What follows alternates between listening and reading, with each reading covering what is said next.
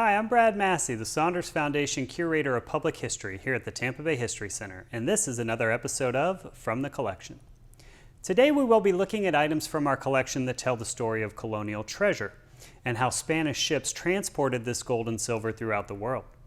Items we are going to highlight include maps from the Spanish colonial period, treasure, and these pieces of 8 that were found right here in Tampa where Fort Brooke used to stand. When Christopher Columbus set sail across the Atlantic in 1492, he hoped to find a shortcut to the riches of the Far East. But as every school kid knows, Columbus instead bumped into the Americas.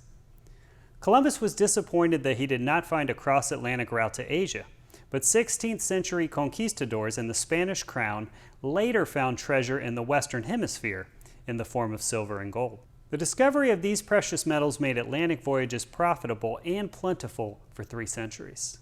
The Spanish established mines in present-day Bolivia, Colombia, Peru, and Mexico City in the 1500s. American Indians, many of them enslaved, labored in these mines to extract the metals the Spanish officials used to fund imperial wars and to buy manufactured goods from Asia. Miners, often working in brutal conditions, extracted 80% of the world's mined silver and 70% of its gold by 1600.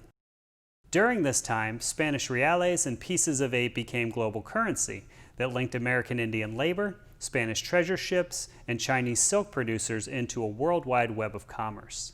In fact, so many Spanish coins were mined that until 1857, pieces of 8 and other Spanish coins were legal tender here in the United States. With this in mind, it's no surprise pieces of 8 have been found at the site of Tampa's Fort Brooke, which was a 19th century U.S. military installation. Thanks to the massive volume of gold and silver mined, the Spanish crown invested in vessels used to transport treasure across the Atlantic Ocean. The crown built enormous galleons, many with 4 masts, which left Nombre de Dios, Portobello, and other Central and South American ports loaded with silver and gold destined for European and Asian markets. The treasure fleets, which sometimes numbered nearly 100 ships, usually made it to their destinations, but not always. Although pirates were a threat, they rarely successfully attacked treasure fleet ships.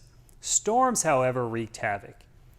In 1622, the Nuestra Señora de Atocha sank off the Florida Keys, and its treasure was not recovered until a Mel Fisher expedition found it in the 1980s.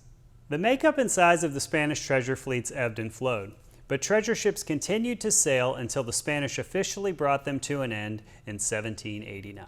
Well, thanks for watching, and I hope you learned something about Spanish treasure. If you'd like to learn more, please visit us at tampabayhistorycenter.org, and we will see you next time on From the Collection.